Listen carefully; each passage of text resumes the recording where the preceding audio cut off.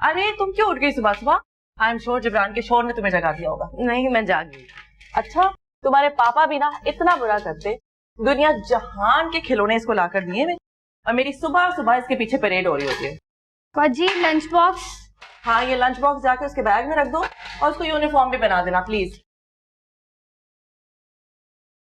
जाओ तुम जाकर सो जाओ। मुझे पता है कि इस शैतान ने तुम्हारी नींद डिस्टर्ब कर दी है, मगर तुम उसको मेरी डांट से बचाने के बहाने बना रही हो। मैं आपको कुछ बताने आई थी। हाँ, क्या? बोलो। मैंने ख्वाब देखा, बहुत ही अजीब ख्वाब था। पता है मैंने क्या देखा?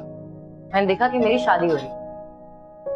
हाँ जी, अब तो सोते जागते तुम यही ख्वाब देखोगी। पता कैसे चलेगा कि जैन साहब का जादू चल गया है? बड़ा ही अजीब ख्वाब था। वहां कोई और भी था,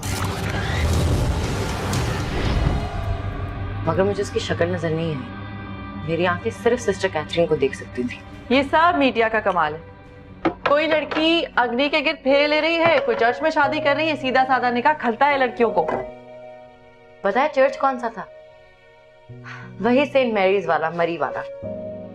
और अब पता है, आप लोगों में से कोई नहीं था मेरे साथ, ना पापा, ना आप, ना दादो।